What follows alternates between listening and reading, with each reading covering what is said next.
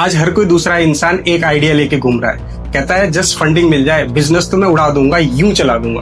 क्या फंडिंग से आपके बिजनेस की सक्सेस की गारंटी है? जो इन्वेस्टर है वो आपके आइडिया पे इन्वेस्ट कर रहा है या फिर फाउंडर पे इन्वेस्ट कर रहा है? और सबसे बड़ा क्वेश्चन ये कि जो फाउंडर्स हैं, जो आइडिया लेके घूम रहे हैं, वो अपनी इन्वेस्टमेंट पिच में ऐसी क्या गलतियां करते हैं जिसकी वजह से 99% स्टार्टअप्स को फंडिंग नहीं मिलती है? I have very special guest Vishal Ketia ji with me, who is the man behind two successful D2C brand, and he personally has invested in more than 20 companies in last few years. Vishal ji, welcome for today's session. नमस्कार गिरीश जी। विशाल जी, आप वो SAARC हैं जिसने SAARC के business में भी invest किया है, so it will be great discussion with you. आज जो हमने टॉपिक लिया है वो एक्सक्लूसिवली है बिजनेस फंडिंग के ऊपर, और मुझे लगता है कि you are the right person because you already invested more than 20 companies. Right. तो विशाल जी, पहला क्वेश्चन मेरा ये है कि अगर सपोज मान लीजिए मेरे पास आइडिया है, आज जैसे कि हर कोई बंदा घूमता है अपना आइडिया लेके कि मेरे पास आइडिया है और उसको फंडिंग उठानी है, तो उसके स्टेप्स क्या होते हैं? कहाँ से वो शुरू करता है और क्या क्या स्टेप्स होते हैं जहां पे फाइनल जाके उसको इन्वेस्टर कहता है कि ये भाई पैसा लो और बिजनेस में लगाओ और इसको दौड़ाओ? सर, सबसे पहले तो मैं आपको एक चीज क्लियर कर देता हूँ। आइडिया के बेस पे कभी भी फंडिंग नहीं मिलती है। आइडियाज जो है वो रद्दी के भाव बिकते हैं। आज अगर कोई फाउंडर ये कहता है कि मेरे पास आइडिया है, मेरे को इसको इम्प्लीमेंट करने के लिए फंडिंग चाहिए, तो सर उसे कभी भी वो फंडिंग नहीं मिलेगी। राइट। और फिर उसके बाद सेकंड स्टेज आती है कि मेरा प्रोडक्ट रेडी है, ठीक है। अब वो कहता है कि जी मेरा प्रोडक्ट रेडी है, मेरे को इस स्टेज पे फंडिंग चाहिए। सर कभी भी प्रोडक्ट भी अगर रेडी होता है तब भी फंडिंग नहीं मिलती है। फंडिंग मिलती है एग्जीक्यूशन पे। फंडिंग मिलती है जब आप स्केल कर रहे होते हो, जब आपने एक आइडिया को प्रोडक्ट में कन्वर्ट कर लिया। प्रोडक्ट कन्वर्ट करने के बाद अब आप उसको एग्जीक्यूट कर रहे हो। एग्जीक्यूट करते वक्त आप चाहते हो कि अब मैं स्केल कर रहा हूं। मैं आपको एक एग्जाम्पल से बताता हूँ। फॉर एग्जाम्पल, मेरे पास एक आइडिया है, मैं लोगों को स्पेस में लेके जाना चाहता हूँ। राइट। अब मेरे को पता है गिरीश जी जाना भी चाहते हैं। राइट। ऐसे बहुत से लोग हैं जो जाना भी चाहते हैं। अब मैं एक इन्वेस्टर के पास जाता हूँ कि ठीक है जी सर, देखो ये आइडिया है, लोग स्पेस में जाना चाहते हैं और मैं लेके जाना चाहता हूँ, और आप मेरे को फंड दीजिए ताकि हम एक ऐसा प्रोडक्ट बनाए जो सबको स्पेस में लेके जा सके। सर इस तरह के आइडियाज पे या इस स्टेज पे आप समझिए कभी भी फंड्स नहीं मिलते। मैं सेकंड एग्जांपल आपको देता हूं। अब हम सपोज करते हैं कि प्रोडक्ट रेडी है। जैसे कि सर मेरे मदर हैं, वो अचार बहुत अच्छा बनाते हैं, बहुत अच्छा अचार बनाते हैं, ठीक है जी। और मैंने खाया भी हुआ है, मेरे दोस्त भी जो आते हैं घर पे, जितने भी मेहमान आते हैं वो खाते हैं उस अचार को, तो वैलिडेटेड भी है कि ठीक है जी प्रोडक्ट है, अचार बहुत अच्छा है और मल्टीपल तरह का अचार है। बट सर वहां पे ना एग्जीक्यूशन पॉसिबल नहीं है। वो मार्केट में जाके उसको एग्जीक्यूट नहीं कर सकते हैं, तो यहाँ पे भी फंडिंग नहीं मिलती है। राइट। फंडिंग तब मिलती है जब आपका प्रोडक्ट रेडी है, आपने एक लेवल पे उसे एग्जीक्यूट कर लिया है, अब आप उस प्रोडक्ट को स्केल करना चाहते हो। फॉर एग्जांपल, वो अचार जो है आज ऑलरेडी मार्केट में है, चंडीगढ़ में मार्केट में है, हमें रिपीट ऑर्डर्स उसके मिल रहे हैं। अब हम चंडीगढ़ से दिल्ली जाना चाहते हैं, मुंबई जाना चाहते हैं, बेंगलोर जाना चाहते हैं, तो मेरे को अपनी पिच में ये बताना पड़ेगा कि सर देखिए जी 40% जो मेरी इन्वेस्टमेंट है वो किस पे है, हमारे इन्वेंट्री पे है। देन जो 30% हमारी इन्वेस्टमेंट है वो हम अदर सिटीज में जा रहे हैं, तो हमें और एम्प्लॉयज चाहिए। राइट। हमें और इंफ्रास्ट्रक्चर चाहिए। एंड देन जो नेक्स्ट परसेंटेज बच जाती है वो है कि मेरा मार्केटिंग एक्सपेंस। और जब ये सारी चीजें मैं करूंगा, तो आज अगर मैं 10 लाख की सेल कर रहा हूं तो मेरी सेल जो है वो 90 लाख की हो जाएगी। तो ये स्केल है, जो स्केल के बेस पे सर फंडिंग मिलती है। कभी भी आइडिया और प्रोडक्ट पे फंड्स रेज नहीं किए जाते हैं। ग्रेट। तो फर्स्ट आपने बोला कि आइडिया, उसके बाद आपने बोला कि जो भी है उसको प्रोडक्ट बनाया या सर्विस बनाया उसको कंप्लीट करो, देन उसके बाद एग्जीक्यूशन करो। एग्जीक्यूशन के बाद जब उसको एक्सपांस करने की बारी आएगी, जब उसको वर्टिकल बढ़ाने की बारी आएगी, तब जाके आपको फंड रेज की जरूरत पड़ेगी। तो अब हम कहते हैं अगर हम फर्स्ट स्टेप लेके चलते हैं आइडिया, तो एज ए इन्वेस्टर आपके पास किस तरीके के आइडिया आते हैं? लोग कैसे कैसे, एक तो आपने बताया कि वो स्पेस पे लेके जाने हैं। सर लोग ना कई बार बहुत फनी आइडियाज भी लेके आते हैं, ठीक है। तो हर एक आइडिया को फंड नहीं किया जा सकता, बट स्टिल मैं एक बात समझता हूं कि इस स्टेज पे भी फाउंडर को जो है वो फंडिंग की जरूरत पड़ती है। तो यहाँ पे मैं आपके दर्शकों को ये बताना चाहता हूँ कि अगर आइडिया स्टेज पे अगर उन्हें स्टिल फंड चाहिए, अब उनका आइडिया फनी है, वो एग्जीक्यूशनेबल है या बहुत अच्छा आइडिया है, वो फंड अगर यहाँ पे रेज करना चाहते हैं तो एज अ एंजल इन्वेस्टर या वीसी ग्रुप्स, इस तरह के किसी भी पर्सन से उन्हें फंड नहीं मिल सकता। स्टार्टिंग स्टेज पे, आइडिया स्टेज पे सिर्फ 3 लोग हैं जो उन्हें फंड दे सकते हैं। वो है sir friends, family and fools. Right, तो फ्रेंड्स को तो आप इजिली कन्विंस कर सकते हैं। जैसे कि जब मैंने स्टार्ट किया था तो मैंने अपने फ्रेंड से 30,000 रुपीज बोरो किए थे। राइट, सेकंड स्टेज आ जाती है कि ठीक है, आपकी फैमिली आप पे अब ट्रस्ट करती है। मे बी स्टार्टिंग में वो नहीं ट्रस्ट करती है, बट जब आप कुछ अचीव कर लेते हो वो आप पे ट्रस्ट करती है, देन आपकी फैमिली आपको फंड कर सकते हैं। तीसरा होता है सर फूल्स। आप किसी को शार्क टैंक एग्जांपल देकर या इस तरह से ठीक है इन्वॉल्व कर लेते हो and then he can pass some funds to you. इसके बाद जो थोड़ा सा आगे चलते हैं, जब हम आइडिया स्टेज से हम बाहर आ जाते हैं, so then there are some government grants available है। ठीक है, बट उसके लिए आपकी प्राइवेट लिमिटेड कंपनी रजिस्टर्ड होनी चाहिए। ठीक है जी, और आपका प्रोटोटाइप या प्रोडक्ट रेडी होना चाहिए। उसके बाद की स्टेज जो आती है। अब हमने ये आइडिया की बात की, सेकंड स्टेज आया जहाँ पे हम प्रोडक्ट या फिर सर्विस की बात करते हैं। तो जनरली लोग इस तरीके का प्रोडक्ट बनाने की कोशिश करते हैं जो मार्केट में ऑलरेडी अवेलेबल है। तो आपको लगता है कि जैसे कोई इन्वेस्टर है तो मार्केट में अवेलेबल प्रोडक्ट है, ऑलरेडी सेल भी कर रहा है, अच्छा रिस्पॉन्स भी है, सेम प्रोडक्ट पे दोबारा पैसा लगाएगा या उस प्रोडक्ट को कहेगा कि हाँ इसको एग्जीक्यूट करो, लगता है आपको? हाँ जी सर, ये बहुत अच्छी स्ट्रेटेजी रहती है। अगर एक प्रोडक्ट ऑलरेडी मार्केट में बिक रहा है, आप सेम प्रोडक्ट जो है उस तरह का लॉन्च करते हो मार्केट में। मैं अभी रिसेंट अगर आप एग्जांपल देखो तो ग्रोफर्स आया था, जो आज की टाइम में ब्लिंकिट के नाम से जाना जाता है। राइट, देन उसके बाद इंस्टामार्ट आया, इंस्टामार्ट के बाद जेप्टो आया। ठीक है, तीनों एक ही लाइन पे काम कर रहे हैं। तो यहाँ पे फाउंडर को क्या देखना होता है कि कितनी बड़ी मार्केट हो सकती है ये। आज अगर एक कोई प्लेयर मार्केट में है, down the line 4 years 5 years या 2 इयर्स, ये कितनी बड़ी मार्केट हो सकती है। तो आज हम सबको ये लग रहा है कि ये Blinkit, Zepto, Instamart, quick commerce की मार्केट बहुत बड़ी हो सकती है। राइट, तो अगर सेम आइडियाज पे भी आप इन्वेस्ट कर रहे हो, उससे पहले आपके नंबर्स क्लियर होने चाहिए। नंबर्स क्लियर होने का मतलब है कि अगर आज एक प्लेयर है तो सेल 10 रुपीज की है, अगर 3 या 4 या 5 प्लेयर्स आ जाते हैं तो क्या सेल 100 रुपीज की या 1000 रुपीज की हो सकती है। अगर ये नंबर आपके क्लियर है तो डेफिनेटली आप उस मार्केट में एंटर हो सकते हो।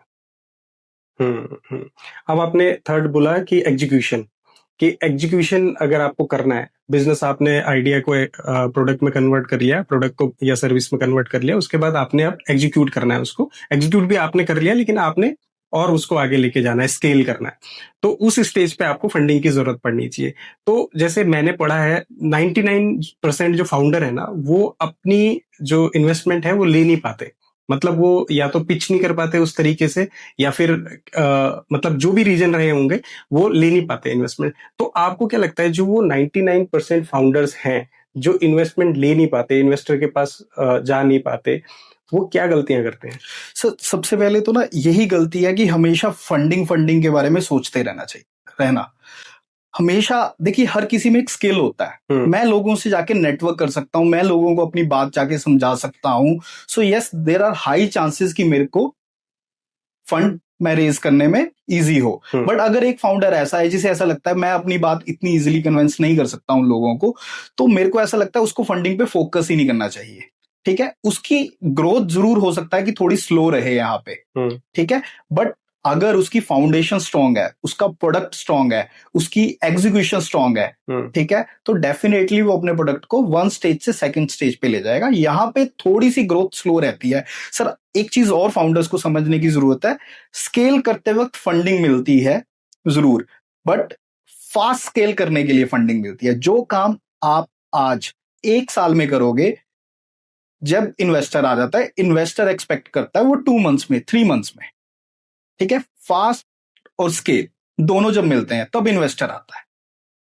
राइट, अदरवाइज मेरे को लगता है कि एक फाउंडर को अगर वो स्लो चल सकता है तो उसे फंडिंग की तब भी जरूरत नहीं है।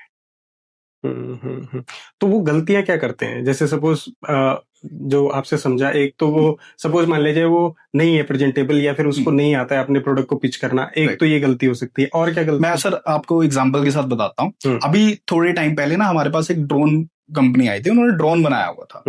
तो सिंपल बहुत अच्छे नंबर्स थे कि ड्रोन की आगे इंडिया में ये मार्केट है जी, अगर एक पर्सन कोई ड्रोन बाय करता है, देन वहां पे ना ड्रोन की एप्लीकेशंस थी कि ये ड्रोन कहाँ कहाँ पे यूज हो सकता है।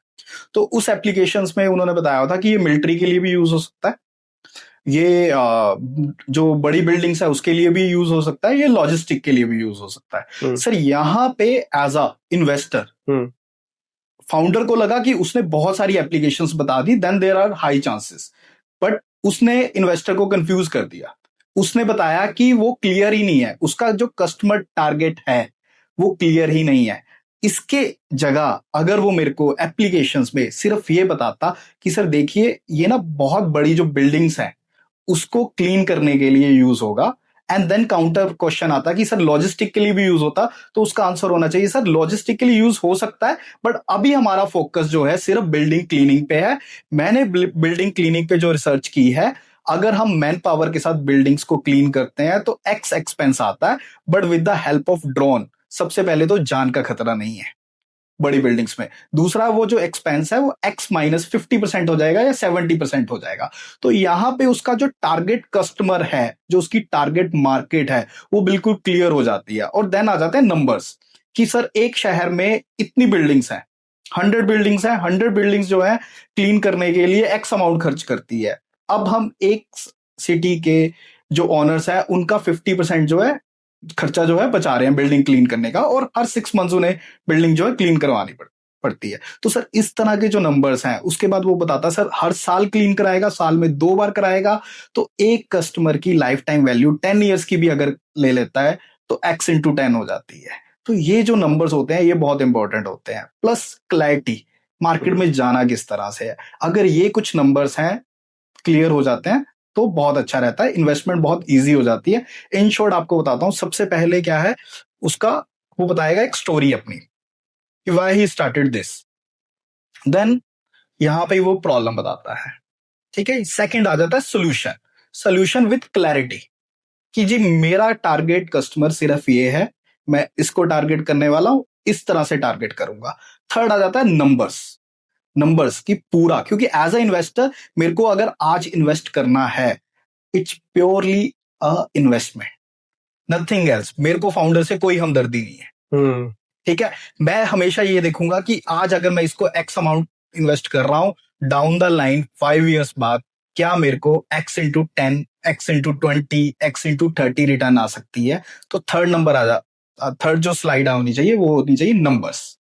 नंबर्स में क्लियरली मेंशन होना चाहिए कि हम किस तरह से कितनी बड़ी मार्केट को टैप कर रहे हैं, लाइफ टाइम वैल्यू क्या रहेगी, ठीक है जी, और एक टाइम पे आके किस तरह से हम एक्सपेंड कर सकते हैं। ये 3 चीजें अगर कोई भी फाउंडर अपनी स्लाइड में, अपनी प्रेजेंटेशन में विद क्लैरिटी बता देता है, so he has done his job. Great great great. Vishal ji, एक क्वेश्चन ये आता है, जैसे अक्सर लोग सोचते हैं कि यार जो Tier 1 सिटी में रहता है, या मैं कहता हूँ कि मेट्रो सिटीज में रहता है, फंडिंग ना उसी को मिलती है, उसी के पास, क्योंकि सुपर आइडियाज हो सकते हैं। जो Tier 2 सिटीज या Tier 3 सिटीज में उसके पास आइडिया नहीं होते, वो बेसिक सी चीजें कर रहा है और वो बेसिक से आइडिया पे काम कर रहा है, उसको फंडिंग नहीं मिलती। ये माइंडसेट है रियल में? सर देखिए, काफी हद तक फंडिंग के जो रिसोर्सेज हैं वो बड़ी सिटीज में अवेलेबल हैं, इसमें कोई डाउट नहीं है। बट फंडिंग सिर्फ एक रॉकेट साइंस वाले आइडिया को ही मिलेगी, ये ट्रू नहीं है। रिसेंट एग्जांपल आपको बताता हूँ, उत्तराखंड से, आप उत्तराखंड से, तो मैं उत्तराखंड की एग्जांपल दे रहा हूँ। उत्तराखंड में एक नमक वाली करके स्टार्टअप है। बिल्कुल है सर, बड़ा सिंपल है सर, नमक के अंदर उन्होंने 3 चीजें मिक्स की हैं, अलग अलग उसके वेरिएंट है, पर मैं एक वेरिएंट की बात कर रहा हूँ, पुदीना, धनिया एंड अजवाइन, एंड देन उसका पेस्ट बना के दोबारा उसको ग्राइंड करके, एंड देन वो जिसकी कीमत 5-10 रुपीज है, अब उसको 300 का सेल कर रहे हैं। Very basic idea connected to their roots. ठीक है जी, कि हाँ जी हम नमक वाली हैं, वो लेडीज ही हैं जो एडवर्टाइज करती हैं उसको। They have raised the round, right. Uttarakhand के एक छोटे से गांव से अगर एक छोटा आइडिया, बेसिक आइडिया, नमक जो हम डेली खाते हैं और हमारे घरों में बनता भी है, वो रेस कर सकता है, तो कोई भी और रेस कर सकता है। बट डेफिनेटली रिसोर्सेज सिटी में ज्यादा होते हैं, बट अगर आप रियल में रेस करना चाहते हो, आपका प्रोडक्ट में दम है, आपके आइडिया में दम है, आपके पास अच्छी एग्जीक्यूशन है, तो आप छोटी सिटी से भी रेस कर लोगे। Great great. एक क्वेश्चन मेरा है पर्सनली, एज ए फाउंडर, मुझे मुझे कब रियलाइज होगा ये कि यार मुझे फंडिंग करनी है या फिर मुझे सेल्फ इन्वेस्टमेंट से चलना है, या फिर ये फिर सिर्फ फैंसी वर्ड है कि यार फंडिंग फंडिंग फंडिग, मेरे पास खुद का फंड अवेलेबल है इसलिए भी इसके बाद भी मैं मार्केट में जा रहा हूँ बैग लेके कि मुझे फंडिंग चाहिए। सर देखिए, मैंने आज तक क्यों नहीं रेज किया, मैं आपको ना उस तरह से बताता हूँ। सर मैं जितनी भी कंपनीज में इन्वेस्टर हूँ, definitely I ask them questions. ठीक है जी, ये क्यों किया, इसके क्या रिस्क है आपने एनालाइज किया, ठीक है, और इसके क्या कॉन्सिक्वेंसेस हो सकते हैं। ठीक है, अगर आप इन सब आंसर्स को देने के लिए रेडी हो, ठीक है, तो डेफिनेटली एक टाइम के बाद आपको फंड रेज करना चाहिए, अगर आपके पास पर्सनल इन्वेस्टमेंट भी है। दूसरा होता है कि नहीं यार ठीक है, मेरे को मेरा स्टार्टअप पूरे अपने तरीके से चलाना है, देयर इज नो वन जिसको मैं आंसरेबल हूं, ठीक है, और आपके पास फंड्स भी हैं, आप अच्छी तरह से स्केल कर रहे हो, तो I think life is beautiful, आपको किसी को आंसर नहीं देना पड़ रहा है, आप अपने बॉस हो खुद। ठीक है, तो उस केसेस में बिल्कुल भी आपको फंड रेज नहीं करना चाहिए। और सेकंड ये भी होता है कई बार कि पर्सन को आगे दिखता है कि he might be exit from this startup, right. So अगर एग्जीक्यूशन इस तरह से एग्जिट के प्लान्स हैं, then for a valuation point of view एक हम कहते हैं ना मोहर लगाना, ठीक है, तो मोहर लगाने के लिए आप कुछ राउंड जो है रेज कर सकते हैं, एंड देन अगर आप एग्जिट चाहते हो तो थोड़ा सा स्मूथ हो जाता है। विशाल जी एक चीज बताइए, जो फंड रेजिंग है वो ट्रेंड है या फिर वो रिस्पॉन्सिबिलिटी है एज ए, क्योंकि इन्वेस्टर का पैसा लग रहा है आपके ऊपर और एक तरफ ट्रेंड भी चल रहा है कि फंडिंग फंडिंग। सर देखिए, जो एक अच्छा स्टार्टअप है, एक अच्छा फाउंडर है, वो जब भी पैसा रेज करता है उसको रिस्पॉन्सिबिलिटी के साथ रेज करना चाहिए, ठीक है, और ऐसा होना भी चाहिए। हमें ट्रेंड को फॉलो नहीं करना चाहिए, किसी और का पैसा अपने बिजनेस में लगाकर आप उसको आंसरेबल नहीं हो या फिर आप उस चीज की रिस्पॉन्सिबिलिटी नहीं ले रहे हो, तो ये एक गलत प्रैक्टिस है। इस तरह की प्रैक्टिस नहीं होनी चाहिए, और एज अ इन्वेस्टर हम यही चीजें जो है एक फाउंडर में देखते हैं, हाउ रिस्पॉन्सिबल ही इज, वो किस पर्पज के लिए फंड रेज कर रहा है, क्या वो रियल में अपने कुछ एक्सपेंसेस को हैंडल करने के लिए फंड रेज कर रहा है, या रियल में वो जो इन्वेस्टमेंट देख रहा है या ले रहा है इन्वेस्टमेंट, वो अपने स्टार्टअप में लगाने वाला है। एक चीज है, जैसे शार्क टैंक जब से आया ना तो ट्रेंडिंग बिल्कुल चल गया, मतलब कि सोशल मीडिया पे हर जगह जो है वो फंड रेजिंग होने लगा। क्या शार्क टैंक इंडिया से पहले फंड रेजिंग नहीं होता था? सर देखिए, शार्क टैंक इंडिया के आने के बाद नो डाउट कि फंड रेजिंग का ट्रेंड जो है बहुत चल गया, केबीसी की तरह शार्क टैंक भी जो है घर घर तक पहुंच गया।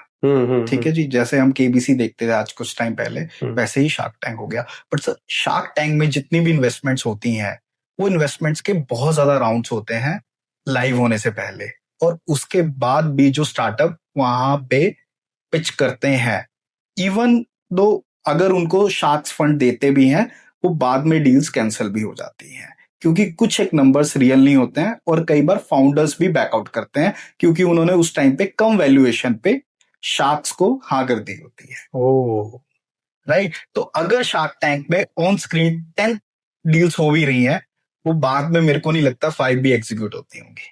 अच्छा, यस, मतलब ट्रू रियलिटी। राइट। आपने खुद की बूटस्ट्रैप कंपनी चलाई 2, टोजो एंड कामरस के नाम से, तो आपको नहीं लगा कभी कि यार मुझे भी फंड रेज करना चाहिए? इनिशियली जब आपने स्टार्ट किया था आपने बूटस्ट्रैप ही किया? सर मैंने जब स्टार्ट किया था स्पेशली कामरस, तो जैसे कि ये सेक्सुअल वेलनेस कैटेगरी में था, उस वक्त इस कैटेगरी में फंड रेजिंग इतना इजी था ही नहीं, आज फिर कॉमन हो गया है। तो जब आपके लिए एक दरवाजा बंद हो जाता है तो काफी और रास्ते खुल जाते हैं। तो एक स्टार्टअप में अगेन, जैसे मैं आपको अभी हम बात भी कर रहे थे, आपका कस्टमर कितना क्लियर है, आपका कस्टमर टारगेट कितना क्लियर है, वही डिसाइड करता है आपकी सक्सेस को। तो सर यहाँ पे कामरस में मेरा कस्टमर टारगेट बहुत क्लियर था from the very first day. हमें किस पे इन्वेस्ट करना था? प्रोडक्ट पे। सर प्रोडक्ट में बहुत कम पैसे लगते हैं, सबसे ज्यादा पैसे जो लगते हैं वो एग्जीक्यूशन में लगते हैं। एग्जीक्यूशन में हमें बहुत हद तक क्लैरिटी थी कि हमें ये प्रोडक्ट किन को बेचना है। Once you have decided your target audience, और वो टारगेट ऑडियंस राइट हिट भी कर रहे हो आप, तो सर कोई आपको स्टॉप कर ही नहीं सकता। आपकी स्टार्टअप की day by day, month by month, quarter by quarter, year by year growth है। सो आपको एक्सटर्नल फंड की जरूरत ही नहीं है। तो आज भी अगर मेरे को कोई भी स्टार्टअप करना है और अगर मैं किसी स्टार्टअप में इन्वेस्ट भी करता हूं, मैं सबसे इंपॉर्टेंट चीज यही देखता हूं कि क्या उसने अपना राइट कस्टमर जो है फाइंड आउट कर लिया है। अगर उसका राइट कस्टमर उसके पास है और उसका प्राइस पॉइंट जो है, क्योंकि इंडियन मार्केट जो है वो प्राइस सेंसिटिव मार्केट है, अगर उसका प्राइस पॉइंट ठीक है और उसके पास उसका राइट कस्टमर भी है, सर इस तरह के स्टार्टअप को कोई भी रोक नहीं सकता, वो आगे जाएंगे ही जाएंगे।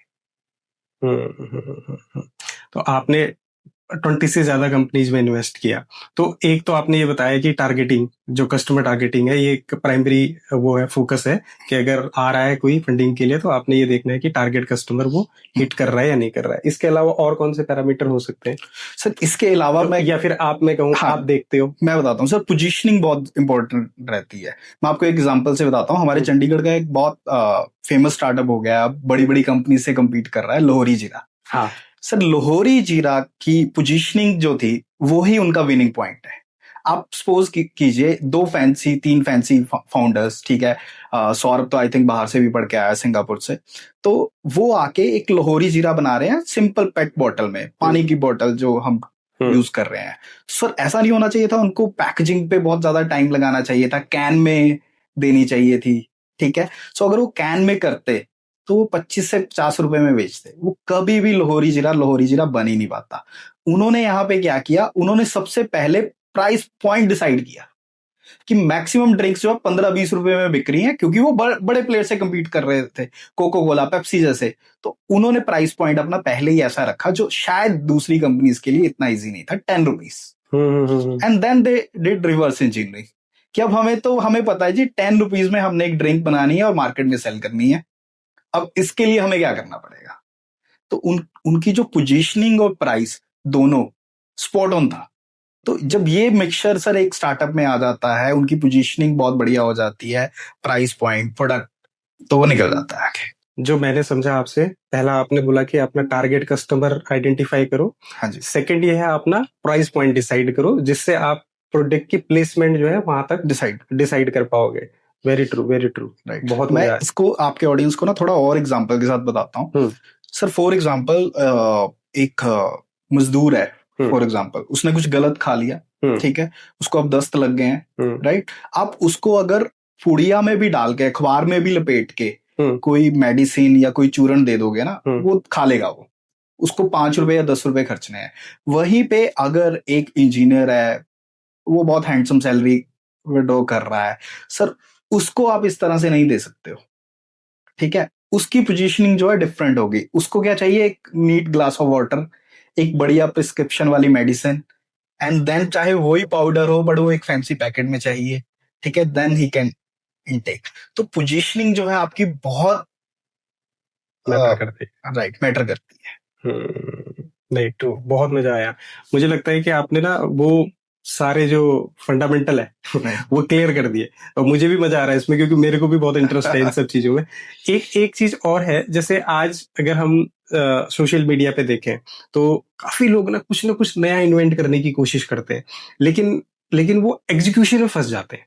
मतलब जब आइडिया है, मतलब एग्जीक्यूशन में फंस गए तो वो बाउंड्री के अंदर ही बंद हो गए अपने। और कई लोगों के बोलते हैं कि ना अच्छा आइडिया जो वो किल हो गया उनका। वो क्यों होता है सर? इसमें मैं सबसे पहले आपको बताता हूँ, एक जो फाउंडर होता है ना, कई बार वो अपने अराउंड ना एक इल्यूजन क्रिएट कर लेता है, एक अपना ना दायरा क्रिएट कर लेता है। सपोज उसने एक प्रोडक्ट बनाया, उसको लगता है कि ये प्रोडक्ट बहुत जबरदस्त है, बहुत अच्छा प्रोडक्ट है, वो अपने फ्रेंड से पूछता है, अपने फैमिली से पूछता है, और ये जो सारे लोग होते हैं ना, ये हमारे यस मैन होते हैं। ये आपको हमेशा ही कहेंगे बहुत बढ़िया है, बहुत बढ़िया है, बहुत बढ़िया है, ठीक है, और उसे खुद को भी अच्छा लग रहा होता है। बट असली जो टेस्टिंग होती है वो हमेशा मार्केट में होती है, कि मार्केट आपको किस तरह से रिस्पॉन्ड कर रही है, क्या मार्केट को वो प्रोडक्ट चाहिए भी, ठीक है, चाहिए तो अगेन किस प्राइस पे चाहिए, और आप उसको किस तरह से मार्केट कर रहे हो। स्टार्टिंग में फाउंडर्स को जब वो मार्केट में जाते हैं, उन्हें बहुत सारी प्रॉब्लम्स आती हैं। यहाँ पे आपको उस प्रॉब्लम के अकॉर्डिंग ही जो है रिवर्ट बैक करना, उस प्रॉब्लम के अकॉर्डिंग ही रिवर्ट बैक करना होता है, ठीक है। अगर आप उस अकॉर्डिंग रिवर्ट बैक करते हो, आइटरेशन करते हो, तो डेफिनेटली वो आप आगे निकल जाते हो। तो जो आइडिया किल होता है वो हमेशा फाउंडर की वजह से ही होता है, राइट? उसको ही ऐसा लगता है कि ये आइडिया बहुत हिट है, बहुत जबरदस्त है, मार्केट में चलेगा, बट रियल में इसकी एक्सेप्टेबिलिटी कई बार नहीं होती है। हम्म, बहुत बढ़िया, बहुत बढ़िया। एक चीज और था, जैसे फॉर एग्जांपल जब हम जाते हैं मार्केट में, कई लोग होते हैं ना, उनको प्रेजेंटेशन देनी बहुत अच्छी आती है, चाहे आइडिया उनका कितना मतलब स्ट्रांग है या वैल्यूएबल है ये नहीं पता, लेकिन उनको लगता है कि यार मेरे पास जो है ना वो स्किल बहुत अच्छी है प्रेजेंटेशन देने की, तो इन्वेस्टर को तो मैं फंसा लूंगा। ऐसे लोग भी होते हैं मार्केट में? सर ऐसे लोग होते हैं, बट आपके प्रोडक्ट में दम नहीं है, अगर आपके स्किल्स जितने भी अच्छे हैं, नो मैटर, ये एक टाइम पे आके आप फंसोगे इसमें।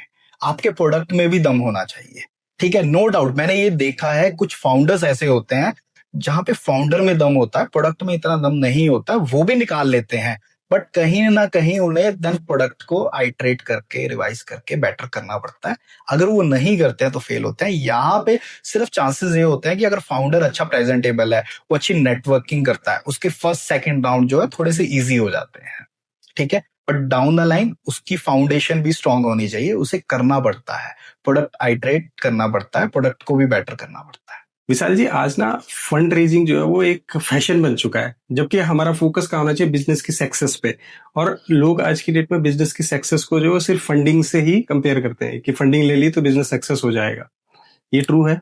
सर ट्रू है, और इसमें सबसे बड़ा कसूर जो है वो गिरीश जी का है मीडिया हाउसेस का है। क्यों? क्योंकि यही लोग जो है, मीडिया हाउसेज ही, मैं आपकी बात नहीं करूंगा, आपने मेरे को बुलाया है, ठीक है जी, मैं खुद बूटस्ट्रैप हूँ, प्रॉफिटेबल हूँ, तो सर जितने भी मीडिया हाउसेज हैं, ठीक है, ये सब ना यही न्यूज जो है सेलिब्रेट करना चाहते हैं। हम कभी भी अपनी स्टोरी भी किसी के पास लेकर गए हैं तो उनका फर्स्ट क्वेश्चन यही होता है कि आपने कितना फंड रेज किया है। उनको कोई मतलब नहीं है आप क्या कर रहे हो, ठीक है, आपका पर्पस क्या है, आप प्रॉफिटेबल हो, आप कितने लोगों को नौकरियां दे रहे हो, आप अदर एक्टिविटीज और क्या कर रहे हो। उनका फर्स्ट क्वेश्चन ये होता है कि आपने कितना फंड रेज किया है और किस वैल्यूएशन पे किया है, राइट? अगर सर ये प्रैक्टिसेस कंटिन्यू रहेगी तो ये फैशनेबल भी रहेगा।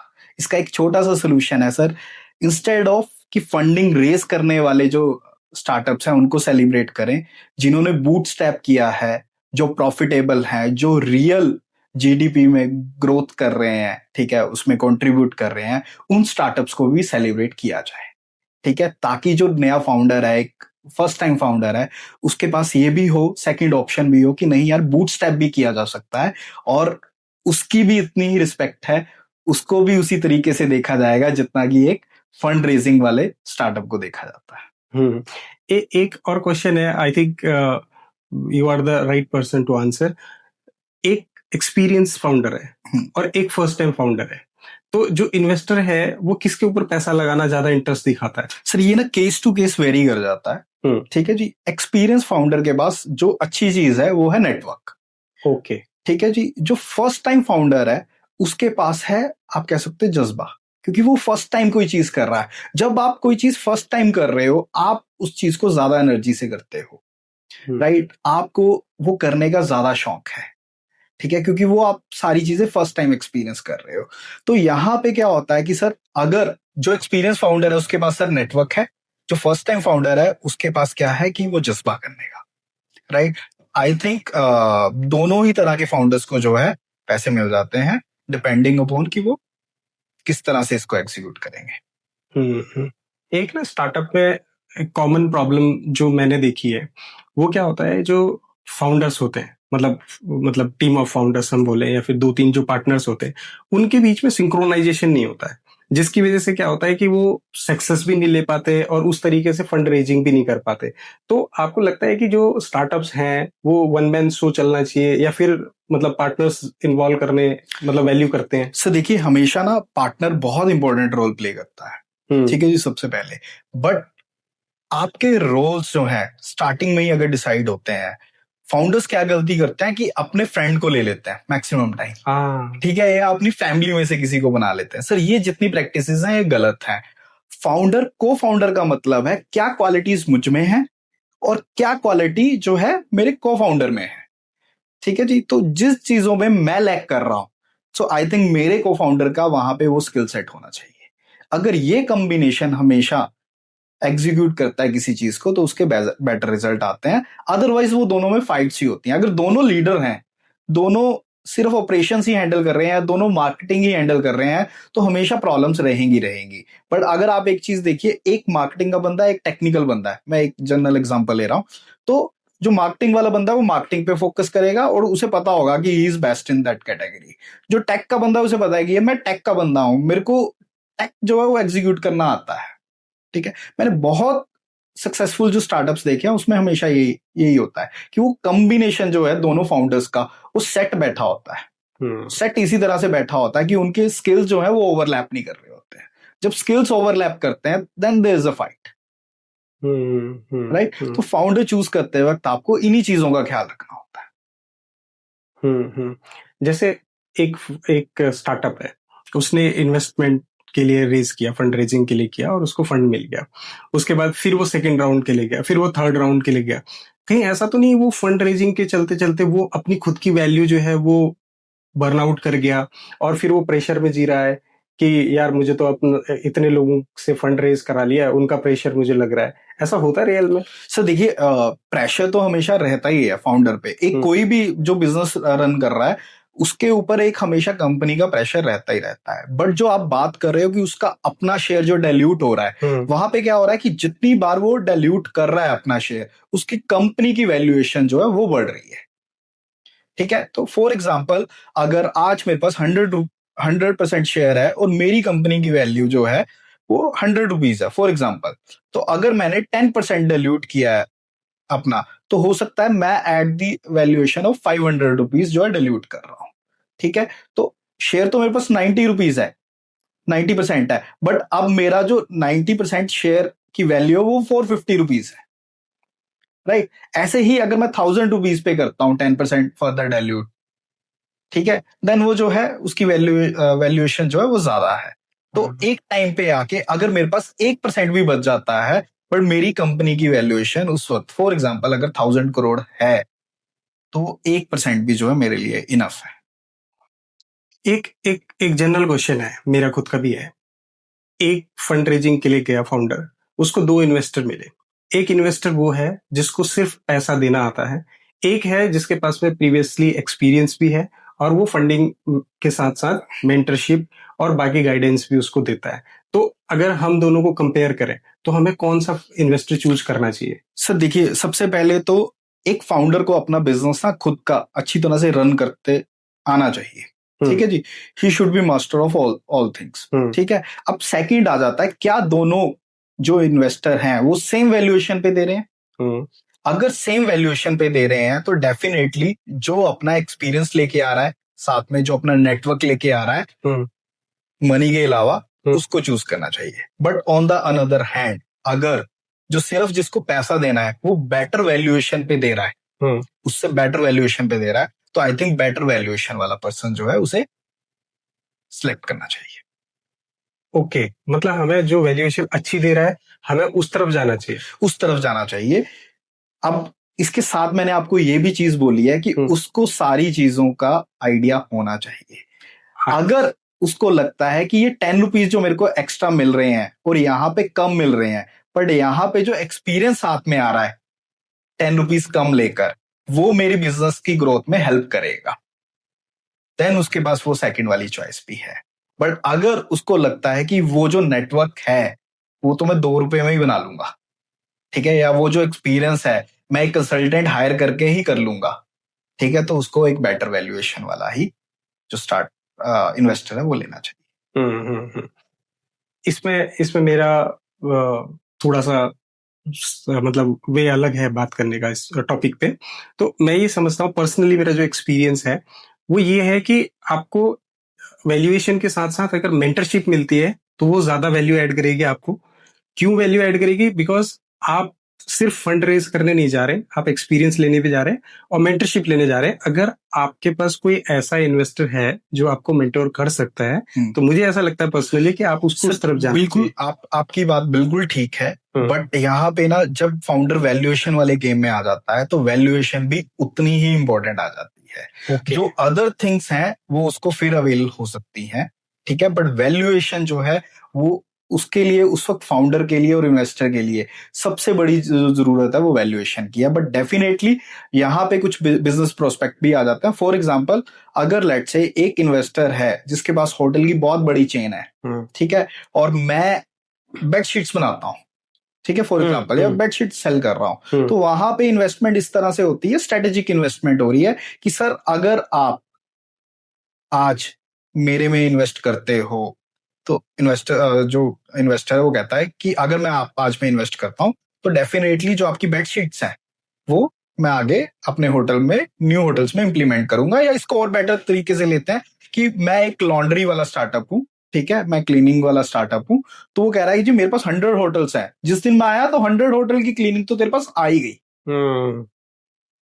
ठीक है जी। या फिर मेरा नेटवर्क इतना बड़ा है कि 100 होटल्स तो मेरे हैं, जब तू मेरे इंप्लीमेंट करेगा then there is a 10,000 other hotel जो मेरे फ्रेंड सर्कल के हैं। ठीक है, तो then there is a business product. ये और कैलकुलेशंस होती हैं सर। एक जो फाउंडर है वो सबसे पहले ये चीजें देखते सारी कैलकुलेट कर लेता है। ठीक है, इसीलिए आपने शार्क टैंक पे भी कुछ डील्स ऐसी देखी होंगी कि कई बार फाउंडर जो है वो बेटर वैल्यूएशन पे चले जाते हैं, कई बार फाउंडर जो पर्टिकुलर एक शार्क की तरफ चले जाते हैं। जैसे अब नमिता की बात कर लें कि उसने एक स्टार्टअप को बोला था कि I can help you in this, right, तो वहीं पे उन्हें हो जाता है कि ठीक है ये हेल्प इतनी बड़ी होने वाली है कि ये पैसे से बहुत बड़ी है, राइट। और एक हेल्प ऐसी है कि वो हेल्प है बट वो फिर भी हेल्प नहीं है, वहां पे पैसा बड़ा है, राइट। तो ये कैलकुलेशन जो है एक स्टार्टअप फाउंडर जो है वो इजिली कर लेता है। एक ना कहीं पे सोशल मीडिया में मैं पढ़ रहा था कि ये फंडिंग का जो इकोसिस्टम है ये बलून की तरह है, ये किसी भी दिन फट जाएगा। सर देखो, सबसे पहले कोई भी जो सिस्टम है जब वो बहुत ज्यादा रन होता है, ठीक है, so yes there are chances, but उसका पीक कब आएगा वो कभी भी इतना इजी नहीं होता डिसाइड करना या गेस करना। ठीक है, आज प्रॉपर्टी के प्राइसेस पूरे पीक पे हैं, ठीक है, पर क्या ये एक और पीक बना सकता है, हमें नहीं आइडिया। इसी तरह से शेयर मार्केट में भी होता है, कमोडिटी मार्केट में भी होता है, ठीक है। जब .com बबल फूटा था, वो आया था, बस्ट आया था, तब भी यही था, किसी को पता नहीं होता वो कब आएगा। अभी हमें लगता है कि एआई की जो जितनी भी सारी चीजें हैं ऑलरेडी एक बबल में है, ठीक है, बट क्या यहाँ पे वो जो बबल है कितनी कैपेसिटी होल्ड करता है, क्या वो और ज्यादा अपने आप को बढ़ा सकता है यहाँ पे, या वो अपने पीक पे है। और वो पीक जो है वो अगर आप और मैं डिसाइड करते हैं तो बहुत मुश्किल काम है सर, हम नहीं डिसाइड कर सकते। विशाल जी, एक ना क्वेश्चन है, मैंने अक्सर देखा है ये अब आप हमारे जैसे मीडिया एजेंसीज को या पॉडकास्ट चैनल को दोष मत देना उसके लिए, कि जो आईआईटीएंस होते हैं या आईआईएम्स होते हैं या फिर प्रीमियर इंस्टीट्यूट से जो पढ़ के आते हैं ना, उन लोगों को फंडिंग जो है बड़ी इजीली मिल जाती है। ये मिथ है या फिर ये फैक्ट है? सर ये रियलिटी है, मैं आपको इसके पीछे की ना स्टोरी बताता हूँ। सर जितने भी आईआईटी आईआईएम्स हैं सर, उनका ना एक नेटवर्क ऑलरेडी बना हुआ है, उनका जो एलुमनाई सेल है वो बहुत स्ट्रांग है। तो जैसे ही कोई पर्सन को कोई स्टार्टअप करना होता है तो सबसे पहले कहा जाता है वो अपने सीनियर्स एलुमनाई सेल के पास। अब एलुमनाई सेल को ऑलरेडी पता होता है कि इस फाउंडर में दम है, उनका एक ऑलरेडी अच्छा नेटवर्क बना होता है, या तो वो खुद एक सक्सेसफुल फाउंडर्स हैं या किसी कंपनी में आईआईटी जो पास आउट होते हैं अच्छी पोजीशन पे होते हैं। वहीं पे अगर एक नॉर्मल कॉलेज की बात कर लें, आज से 3 साल पहले 4 साल पहले उनका सिर्फ इतना फोकस था कि आपको किस तरह एक अच्छी कंपनी में प्लेस किया जाए। अब रिसेंटली जो मैंने देखा है, जो एक नॉर्मल कॉलेज है वहां पे भी एंटरप्रेन्योरशिप के सेल बनने लग गए हैं, इंक्यूबेशन सेंटर्स बनने लग गए हैं। तो डाउन द लाइन जब आज से 5-10 साल बाद यहां से जो एंटरप्रेन्योर्स निकलेंगे, इनके इंक्यूबेशन सेल से निकलेंगे, वो डेफिनेटली अपने कॉलेज को सपोर्ट करेंगे। बट तब तक ये मिथ जो है वो मिथ रहेगा और वो रियलिटी भी है, ठीक है, वो मिथ नहीं कहूंगा मैं उसको, रियलिटी है, क्योंकि उनका नेटवर्क जो है एलुमनाई सेल जो है वो बहुत स्ट्रांग है। तो उनको बहुत इजीली फर्स्ट राउंड जो है वो क्लियर हो जाता है उनका। Great great. विशाल जी, एक ना लास्ट क्वेश्चन है और पर्सनल क्वेश्चन है कि कभी आपके साथ ऐसा हुआ कोई फाउंडर आया और बिल्कुल अनरियलिस्टिक सी वैल्यूएशन मांगने लगा?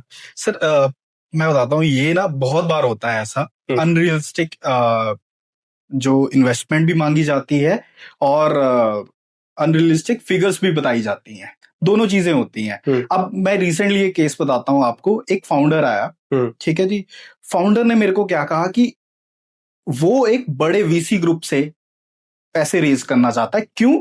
क्योंकि जितना बड़ा चेक डिमांड कर रहा है वो, तो नॉर्मल जो एंजल इन्वेस्टर्स हैं, ठीक है, वो नहीं दे पाएंगे, राइट। अब यहां पे क्या होता है सर, हमेशा जो वीसी ग्रुप है उसको वैलिडेशन चाहिए होती है। वैलिडेट कौन करता है सर? जो नॉर्मल एंजल इन्वेस्टर्स होते हैं, जिनका साइज जो है 5 से लेके 50 लाख तक का रहता है। तो एक वीसी ग्रुप कहता है आप वैलिडेशन लेके आओ। वैलिडेशंस कौन देता है? एंजल इन्वेस्टर्स देते हैं। तो वो इसी इल्यूजन में जीता रहता है कि मैं एक बड़ा ही चेक लूंगा हमेशा, और जो बड़ा चेक देने वाला है वो कहता है वैलिडेशन तो लेके आ। ठीक है, क्या तेरे को 50-100 लोगों ने वैलिडेट किया है? अगर वो तेरे कैप टेबल पे हैं तो उनको तो मैं एक झटके में एग्जिट दे दूंगा, ठीक है, बट वो वैलिडेशन लेकर आ।